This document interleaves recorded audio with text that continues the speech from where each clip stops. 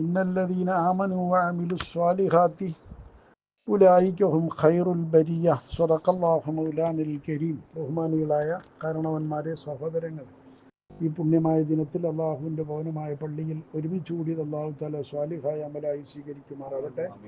ഈ പുണ്യ ദിവസത്തിൻ്റെ ബർക്കത്ത് കൊണ്ട് നമ്മുടെയും നമ്മുടെ മാതാപിതാക്കളുടെയും ഇഷ്ടക്കാരുടെയൊക്കെ തെറ്റുകുറ്റങ്ങൾ അള്ളാഹു തആല വിട്ടുപുറത്ത് മാപ്പാക്കുമാറാകട്ടെ. ബഹുമാനികളെ, മുസ്ലിം സമുദായം വളരെ തെറ്റിദ്ധരിപ്പിക്കപ്പെട്ടുകൊണ്ടിരിക്കുന്ന ഒരു കാലഘട്ടത്തിലൂടെയാണ് നമ്മൾ കടന്നു പോകുന്നത്. എവിടെ നോക്കിയാലും എല്ലാ മേഖലയിലും ചർച്ച മുസ്ലിങ്ങളാണ്. മുസ്ലിങ്ങളെക്കുറിച്ച് രാഷ്ട്രീയത്തിൻ്റെ പേരിലായാലും അല്ലെങ്കിൽ സാമുദായികമായോ സാമൂഹികമായോ സാംസ്കാരികമായോ രാഷ്ട്രീയമായോ ഉള്ള എല്ലാ മേഖലകളിലും മുസ്ലിമീങ്ങളെ തെറ്റിദ്ധരിപ്പിക്കുക എന്നത് സ്ഥിരമായി നടന്നുകൊണ്ടിരിക്കുന്ന ഒരു പരിപാടിയായി മാറിക്കൊണ്ടിരിക്കുകയാണ്. നമ്മളിത് ഗൗരവത്തോടു കൂടെ ചിന്തിക്കേണ്ട, നമ്മൾ ബോധവാന്മാരാകേണ്ട ഒരു കാര്യമാണ്. ഇത് രാഷ്ട്രീയത്തിന് അതീതമായി അല്ലെങ്കിൽ മതത്തിനതീതമായി നമ്മുടെ നിലനിൽപ്പിൻ്റെ തന്നെ ഭാഗമായി നമ്മൾ മനസ്സിലാക്കേണ്ട, നമ്മൾ പ്രതികരിക്കേണ്ട ഒരു ഭാഗമാണ്. നമ്മൾ ആരാണ്, നമ്മൾ മുസ്ലിങ്ങൾ എന്താണ്? ഈ മുസ്ലിങ്ങളെന്ന് പറഞ്ഞാൽ എന്താണ് എന്ന് മുസ്ലിം അല്ലാത്തവർക്ക് മനസ്സിലാവില്ല. നമ്മളുടെ കുറ്റമല്ല. മുസ്ലിങ്ങളെന്ന് പറയുന്ന വിഭാഗത്തെ വിലയിരുത്തി മനസ്സിലാക്കാൻ മാത്രം കഴിവുള്ളവർ മുസ്ലിമീങ്ങളല്ലാത്തവരുടെ കൂട്ടത്തിലില്ല. കാരണം നമ്മുടെ നിസ്കാരം, നമ്മുടെ നോമ്പ്, നമ്മുടെ ഇബാദത്ത്, നമ്മുടെ കൃഷി, നമ്മുടെ കച്ചവടം, ഇതൊക്കെ നമുക്ക് ഇബാദത്താണ്. മറ്റുള്ളവർക്ക് ആർക്കും അങ്ങനെ ഒരു സംഭവമൊന്നുമില്ല. നമുക്കിതൊക്കെ ഇബാദത്താണ്. ഇന്ന സ്വലാത്തി വ നുസുക്കി വ മഹിയായ വ മമാത്തി ലില്ലാഹി റബ്ബിൽ ആലമീൻ. ഇതെല്ലാം അള്ളാഹുവിന് വേണ്ടി ചെയ്യുന്നൊരു വിഭാഗമാണ് നമ്മൾ. മറ്റുള്ളവർക്ക് ഇത് വല്ലതും ഉണ്ടോ? ഒരു ഹിന്ദു അമ്പലത്തിൽ പോകുന്നത് ദൈവം അവനോട് അമ്പലത്തിൽ പോകാൻ കൽപ്പിച്ചത് കൊണ്ടല്ല. ഒരു ക്രിസ്ത്യാനി ചർച്ചിൽ പോകുന്നത്, കുർബാനയിൽ പങ്കെടുക്കുന്നത് ദൈവം അവനോട് കൽപ്പിച്ചത് കൊണ്ടൊന്നും അല്ല. അങ്ങനെ ഒരു കൽപ്പനയും അവരുടെ കാര്യത്തിൽ വന്നിട്ടില്ല. അങ്ങനെ ഒരു ഇബാദത്തുകളും ഇല്ല. അവർ ചെയ്യുന്നു എന്നേ ഉള്ളൂ. വേണമെങ്കിൽ ചെയ്യാം, അല്ലെങ്കിൽ ചെയ്യാതിരിക്കാം. നമ്മളെ സംബന്ധിച്ചിടത്തോളം നമ്മൾ അത്തരം ഒരു വിഭാഗമല്ല. നമ്മളെ അല്ലാഹു തആല പടച്ചത് തന്നെ വമാ ഖലഖതുൽ ജിന്ന വൽ ഇൻസ ഇല്ലാ ലിയഅ്ബുദൂൻ, ഇബാദത്തിന് വേണ്ടി മാത്രം പടയ്ക്കപ്പെട്ടൊരു വിഭാഗമാണ് മനുഷ്യരായ നമ്മളും നമ്മൾ കാണാത്ത ജിന്നുകളെന്ന് പറയുന്ന, ഭൂതങ്ങളെന്ന് പറയുന്ന മറ്റേ വിഭാഗവും. രണ്ട് വിഭാഗത്തെ അല്ലാഹു തആല പടച്ചത് അവൻ ഇബാദത്ത് ചെയ്യാൻ വേണ്ടിയിട്ട് മാത്രമാണ്. ആർക്കാണ് ഇബാദത്ത് ചെയ്യേണ്ടത്? ഉഅ്ബുദൂ റബ്ബക്കുമുല്ലദീ ഖലഖക്കും വല്ലദീന മിൻ ഖബ്ലിക്കും. നിങ്ങളെയും നിങ്ങളുടെ മുമ്പുള്ളവരായ ആളുകളെയും പടച്ച റബ്ബ്, പടച്ചവൻ ഇബാദത്ത് ചെയ്യുക. അതിനു വേണ്ടിയാണ് അല്ലാഹു തആല നമ്മളെ സൃഷ്ടിച്ചിരിക്കുന്നതും നമ്മളോട് കൽപ്പിച്ചിരിക്കുന്നതും നമ്മുടെ മതം എന്നൊക്കെ പറയുന്നത് ഈ ഇബാദത്ത് എന്ന ലക്ഷ്യത്തിനാണ്. ഇബാദത്ത് പറഞ്ഞാൽ എന്താ? അടിമത്തം അംഗീകരിക്കുക എന്നതാണ് എൻ്റെ അർത്ഥം. വേറൊന്നുമില്ലപ്പോ. ഇബാദത്ത് പറഞ്ഞാൽ ഞാൻ അള്ളാഹിന്റെ അടിമയാണ് എന്ന അംഗീകാരത്തോടുകൂടെ അംഗീകരിച്ചുകൊണ്ട് ചെയ്യുന്ന എല്ലാ അമലുകളും ഇബാദത്താണ്. പച്ച മലയാളത്തിൽ നമുക്ക് എളുപ്പം തിരിയാൻ പറ്റുന്ന മാർഗ്ഗം അത്. അള്ളാഹുവിന്റെ അടിമത്തം അംഗീകരിച്ചുകൊണ്ട് ചെയ്യുന്ന ഏത് കാര്യവും, എത്ര വലിയ കാര്യവും ഏത് ചെറിയ കാര്യവും ഇബാദത്താകും. അത് അംഗീകരിക്കാതെ ചെയ്യുന്ന ഏത് കാര്യമാവട്ടെ, ആർക്ക് ചെയ്താലാവട്ടെ, അത് പലപ്പോഴും ഹറാമാകും, അല്ലെങ്കിൽ കുഫറുമാകും. നഊദു ബില്ലാഹ്, അല്ലാഹ് കാത്തുരക്ഷിക്കുമാറാവട്ടെ. ഞാൻ പറഞ്ഞു വന്നത്, നമ്മുടെ ഇബാദത്തിനെ സംബന്ധിച്ചിടത്തോളം നമ്മൾ ഇബാദത്ത് ചെയ്യുന്നത് എന്തുകൊണ്ടാണ്? അള്ളാഹുവിൻ്റെ അടിമകളാണ് നമ്മൾ, നമ്മുടെ ഉടമയാണ് അള്ളാഹ് എന്ന ബോധത്തോടു കൂടെയാണ് നമ്മളെല്ലാ ഇബാദത്തും. അതുകൊണ്ടാണ് മഹാന്മാരായ ഇമാമുകൾ, ഇമാം അബ്ദുൽ വഹാബ് ഷഹറാനി റളിയല്ലാഹു അൻഹു ഞങ്ങളെ പഠിപ്പിക്കുന്നത് കാണാം. ഫൽ അബ്ദു, ഒരു അടിമ, ഇന്നമാ വളീഫത്തുഹു ഇംതിസാലുൽ അംരി വജിത്തിനാബുൻ നവാഹി.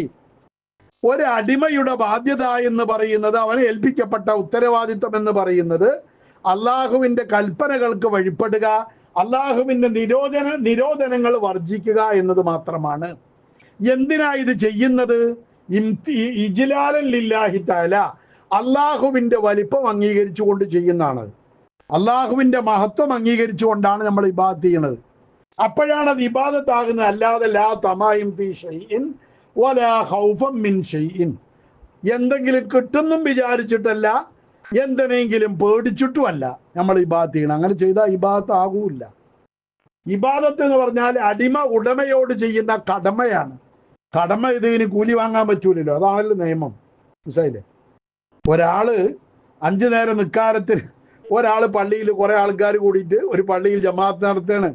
ആ പള്ളിയിൽ ഒരാളിനെ ഇമാമ് നിർത്തിയാൽ ആ ഇമാമിന് ഇമാമ് എന്ന നിലയ്ക്ക് ശമ്പളം വാങ്ങാൻ പറ്റുമോ? പറ്റൂല. കാരണം അയാൾക്ക് ഫറള് അതിനാണ് നിസ്കരിക്കൽ. ആ പണി അയാൾ ചെയ്തിട്ടുള്ളൂ. ഫറള് അതിന് ചെയ്തതിന് കൂലി വാങ്ങാൻ പാടില്ല.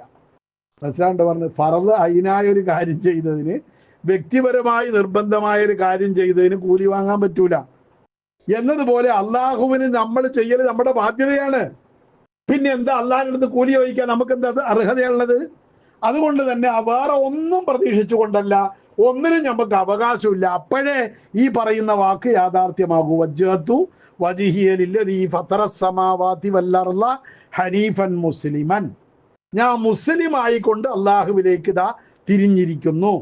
ഇന്ന സ്വലാത്തി വനുസുക്കി ഓ മഹിയായ ഓ മമാത്തി.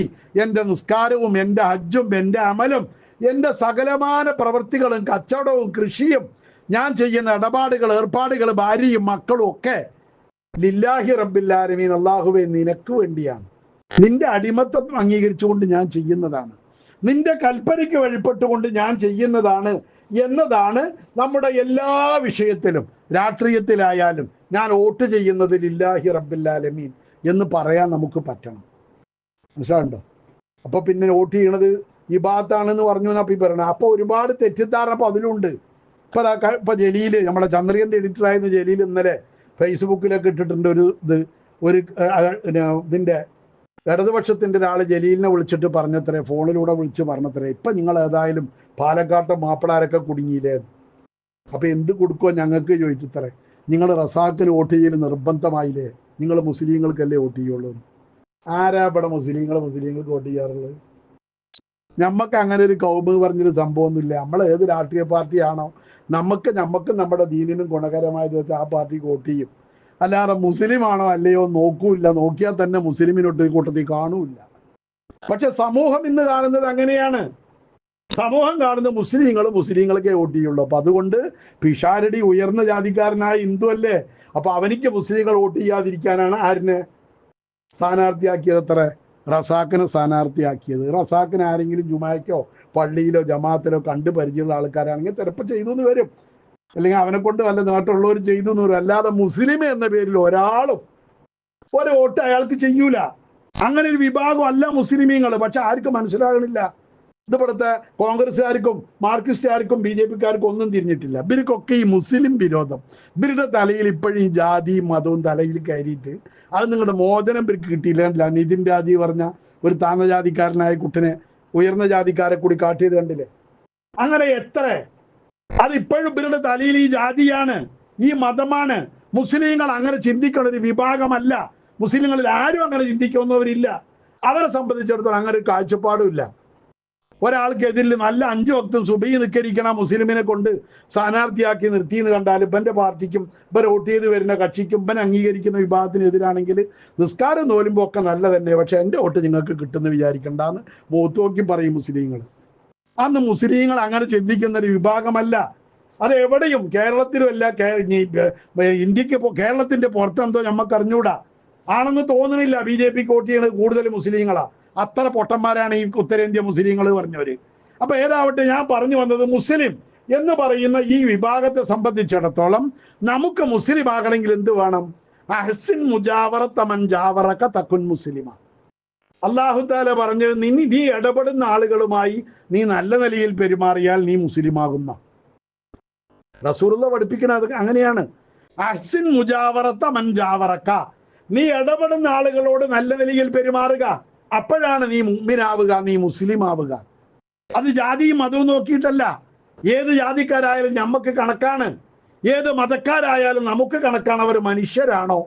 ആ മനുഷ്യൻ എന്ന നിലപാടിൽ നിന്നുകൊണ്ട് അവരുടെ ഒപ്പം ഇരുന്ന് ഭക്ഷണം കഴിക്കാം, അവരുണ്ടാക്കിയ ഭക്ഷണം കഴിക്കാം, അവരുടെ കൂടെ ജീവിക്കാം, അവരുമായി ഇടപഴകാം, അവരുടെ കല്യാണങ്ങളിൽ പങ്കെടുക്കാം, അവരുടെ കണ്ണോക്കിൽ പങ്കെടുക്കാം, അവരുടെ അവസരങ്ങളിൽ പങ്കെടുക്കാം. അതിലൊന്നും നമുക്ക് യാതൊരു വിലക്കും അള്ളാഹുവിൻ്റെ പ്രവാചകരോ അള്ളാഹുവോ നിശ്ചയിച്ചു തന്നിട്ടില്ല. അതുകൊണ്ട് അവരുമായി നല്ല നിലയിൽ പ്രവർത്തിക്കുക, നല്ല നിലയിൽ പെരുമാറുക എന്ന് മാത്രമല്ല, ഇവിടെ മാത്രമല്ല. നോക്ക് നിങ്ങൾ, ആ സേവനത്തിന്റെ മറ്റുള്ളവർക്ക് ഗുണം ചെയ്യുന്ന, മറ്റുള്ളവരെ സ്നേഹിക്കുന്ന, മറ്റുള്ളവർക്ക് സേവനം ചെയ്യുന്നതിന്റെ പ്രതിഫലം അല്ലാഹു തആല പറഞ്ഞിരിക്കുന്നത് സ്വർഗമാണ്. മഹാനായ അനസ് റളിയല്ലാഹു അൻഹു തൊട്ട് റിപ്പോർട്ട് ചെയ്യപ്പെട്ട ഹദീസിൽ കാണാം, അള്ളാന്റെ റസൂല് പറഞ്ഞു, മൻ അഗാസ മൽഹൗഫൻ, ഒരു കുടുങ്ങിയ ആളെ ആരെങ്കിലും സഹായിച്ചാൽ, ഒരു വിധവാ പെൻഷൻ കിട്ടാതെ ബുദ്ധിമുട്ടുന്ന ഒരു ചെറുമിയായ സ്ത്രീ, അല്ലെങ്കിൽ ഒരു മുസ്ലിം സ്ത്രീ, അല്ലെങ്കിൽ ഒരു ഹിന്ദു സ്ത്രീ, ആരും ആവട്ടെ, അല്ലെങ്കിൽ റേഷൻ കാർഡ് ശരിയാക്കാൻ പാടുപെടുന്ന ഒരു പാവപ്പെട്ട കുടുംബം, അവർ ഏത് ജാതിയാവട്ടെ, ഏത് മതമാകട്ടെ, അത്തരം ഒരാൾ സഹായിച്ചാൽ കതബല്ലാഹു ലഹു സലാസം വസബഈന മഗ്ഫിറ, അല്ലാഹു തആല 73 പാപമോചനം അവന് എഴുതി വെക്കുന്ന. എത്ര? 73. ഒരു മൂലയിൽ 5 വക്ത് സുബഹി നിസ്കരിച്ചാൽ കിട്ടുന്ന ഒരു ഹദീസിൽ കാണൂല. ഒരു രാഷ്ട്രീയക്കാരൻ, ഞാനൊക്കെ ചിന്തിക്കലുണ്ട്, ആ വീരാൻകുട്ടിക്കാരൻ്റെ സഹതയ്ക്ക് രാവും പകലില്ലാതെ എപ്പോൾ വിളിച്ചാലും ഈ ചങ്ങായിക്ക് തന്നെ പണി, ഓടുക, എവിടെ നോക്കിയാലും. ഇന്നലെ ഞാൻ എന്തോ ആവശ്യത്തിന് വിളിച്ചപ്പോൾ പറഞ്ഞു, ഫോൺ എടുത്തില്ല. ഒരു 2 മിനിറ്റ് കഴിഞ്ഞ് തിരിച്ചു വിളിച്ചിട്ട് പറഞ്ഞു, ഞാൻ പോസ്റ്റ്മോർട്ടം തിയേറ്ററിലാണ് സാധനം, പിന്നെ വിളിക്കാം.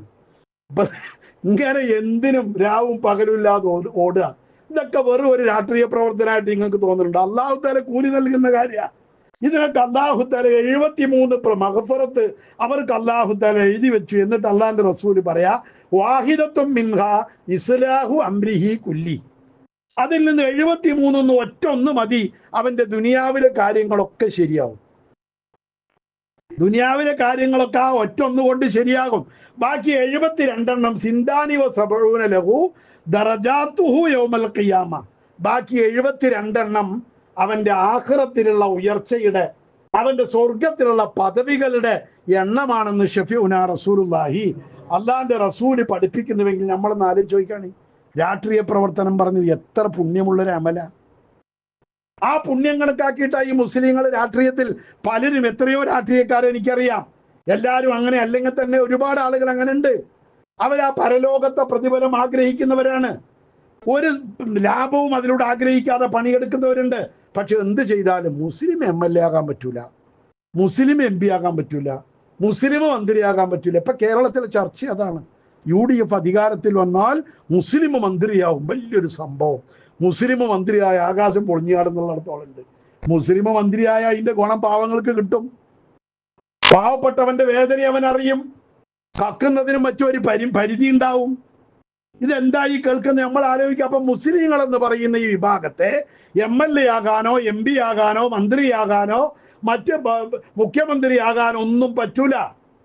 അവരൊക്കെ അതിനെ തൊട്ട് തടയപ്പെടേണ്ടവരാണെന്ന നിലക്ക് നമ്മളെ തെറ്റിദ്ധരിപ്പിക്കുന്ന ഒരുപാട് പ്രവർത്തനങ്ങൾ ഇന്ന് നമ്മുടെ സമുദായത്തിൽ ഇന്ന് നടന്നുകൊണ്ടിരിക്കുന്നുണ്ട്. അതുകൊണ്ട് തന്നെ നമ്മൾ മുസ്ലിമീങ്ങളാണെന്ന ബോധം നമുക്കുണ്ടാവുക. നമ്മൾ അവർ പറയുന്നത് കേട്ടിട്ട് മാറ്റേണ്ടവരല്ല.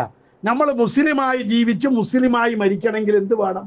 അഹ്സിൻ മുജാവറത്ത മൻജാവറക്ക, നിന്റെ അയൽവാസികളോട് നീ നല്ല നിലയിൽ പെരുമാറണം. ഇവിടെ പാവപ്പെട്ട ഒരുപാട് മനുഷ്യന്മാരുണ്ട്. തൊട്ടുകൂടാത്തവരും തീണ്ടിക്കൂടാത്തവരുമായി മാറ്റി നിർത്തപ്പെട്ട നിതിൻ രാജിനെ പോലുള്ള, അതേപോലെ ഒരുപാട് എണ്ണിയാലൊടുങ്ങാത്ത പാവങ്ങള്, ദരിദ്രര്, പട്ടിക വർഗക്കാര്, പട്ടികജാതിക്കാര്, ആദിവാസികള്, ദളിതുകള്, ഈ പാവങ്ങള് മനുഷ്യരാകാൻ കൊതിക്കുന്നവരാണ്. അവരെ മനുഷ്യരായി ഹിന്ദു മതന്മാരോ ഹിന്ദുത്വക്കാരോ അംഗീകരിക്കുന്നില്ല. അത്തരം ആളുകളെ ഉയർത്തിക്കൊണ്ടുവരാൻ, അവർക്ക് ഉപകാരം ചെയ്യാൻ, ആ പാവങ്ങളെ സഹായിക്കാൻ. കണ്ട നിങ്ങള് മലപ്പുറം ജില്ലയിൽ മുസ്ലിം ലീഗിന് ജില്ലാ പഞ്ചായത്ത് പ്രതിപക്ഷമില്ലാതെ എല്ലാ സീറ്റും കൊണ്ട് കിട്ടി. അവരാരെയെ പിടിച്ചിട്ട് വൈസ് പ്രസിഡന്റാക്കിയത്? ഒരു ചെറുമി പെണ്ണിനെ. നമ്മുടെ പച്ച മലയാളത്തിൽ പറഞ്ഞാൽ അവളാരാ? അവളുടെ മുമ്പ് പഞ്ചായത്ത് മെമ്പർ പോലും അവരായിട്ടില്ല. ആ കുട്ടിനെ പിടിച്ചിട്ട് എന്താക്കി? ജില്ലാ പഞ്ചായത്തിന്റെ വൈസ് പ്രസിഡന്റാക്കി. ഇനി അടുത്ത സെക്ഷനിൽ അടുത്ത 5 കൊല്ലം കഴിഞ്ഞിട്ട് തെരഞ്ഞെടുപ്പ് നടക്കുമ്പോൾ ചിലപ്പോൾ ആ പഞ്ചായത്ത് എന്തായിട്ടാ വരിക? ഹരിജൻ സംവരണമാക്കും ഗവൺമെന്റ്. അപ്പോഴും ഇവർക്ക് പേടിക്കാനൊന്നുമില്ല. ഈ വൈസ് പ്രസിഡന്റിനെ പിടിച്ച് പ്രസിഡന്റാക്കിയാൽ മതി.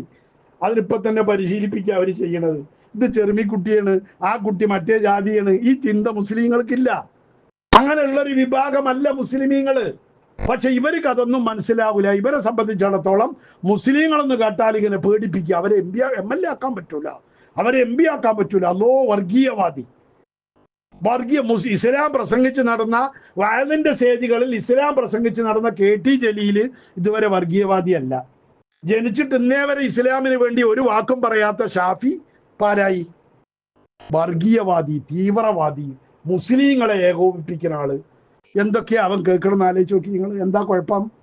ഈ ചിന്താഗതിയുള്ളൂ. മറ്റുള്ളവർക്ക് ഗുണം ചെയ്യണം, എന്നെ കൊണ്ട് എന്തെങ്കിലും ഒരു ഗുണം മരിക്കുന്നതിന് മുമ്പ് ആർക്കെങ്കിലും ചെയ്യാൻ പറ്റുമെന്ന് എന്ന് ചിന്തിക്കുന്ന ഒരു വിഭാഗമായി മുസ്ലിമീങ്ങൾ മാറുമ്പോൾ കള്ളന്മാർക്ക് ഇത് സഹിക്കൂല, അഴിമതിക്കാർക്ക് ഇത് സഹിക്കൂല, തൊട്ടുകൂടായ്മയും തീണ്ടിക്കൂടായ്മയും വെച്ച് പുലർത്തുന്നവർക്ക് ഇത് സഹിക്കൂല. അവർ ഇസ്ലാമിനെതിരിൽ വിറളി പൂണ്ടിട്ട് ഭ്രാന്തന്മാരായി പാഞ്ഞെടുക്കുകയാണ്. നഅൂദുബില്ല. അതുകൊണ്ട് നമ്മൾ ജാഗ്രതയുള്ളവരായി തീരണം. ഇസ്ലാം മറ്റുള്ളവർക്ക് ഉപകാരമുള്ള മതമാണ്, സഹജീവികളെ തിരിച്ചറിയുന്ന വിഭാഗമാണ്, മറ്റുള്ളവരെ സഹായിക്കുന്ന വിഭാഗമാണ്. ആ നിലയിൽ മറ്റുള്ളവരെ സഹായിക്കാനും മറ്റുള്ളവരുടെ പ്രയാസങ്ങൾ ഏറ്റെടുക്കാനും അവർക്ക് വീടില്ലാത്തവർക്ക് വീടുണ്ടാക്കി കൊടുക്കാനും അതേപോലെ കുടിവെള്ളമില്ലാത്തവന് വെള്ളമുണ്ടാക്കി കൊടുക്കാനും റേഷൻ കാർഡ് ഇല്ലാത്തവന് റേഷൻ കാർഡ് ഉണ്ടാക്കി കൊടുക്കാനും വിധവാ പെൻഷൻ കിട്ടാത്ത വിധവകൾക്ക് ആ പെൻഷന് വകയുടെ മാർഗമുണ്ടാക്കി കൊടുക്കാനും ഒക്കെ സഹായിക്കുന്ന പരിശ്രമിക്കുന്ന രാഷ്ട്രീയക്കാർ നമ്മുടെ സമുദായത്തിൽ നിന്നുണ്ടാവണം. അതിന്റെ കൂലി അല്ലാഹു തആല നൽകും. അത് MLA ആകാനോ MP ആകാനോ അല്ല, അള്ളാഹു ഏൽപ്പിച്ച ഉത്തരവാദിത്തമാണ്.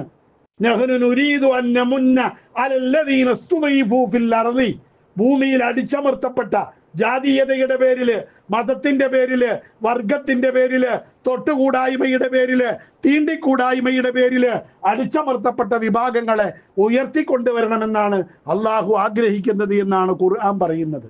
അവരെ ഉയർത്തിക്കൊണ്ടുവരാൻ നമുക്ക് കഴിയണം, അവരെ സഹായിക്കാൻ നമുക്ക് കഴിയണം. അതാണ് നമ്മൾ ചെയ്യുന്ന തെറ്റ്, നമ്മൾ ചെയ്യുന്ന കുറ്റം അതാണ്. മറ്റുള്ള പാവങ്ങളെ ഉയർത്തിക്കൊണ്ടുവരികയാണ്.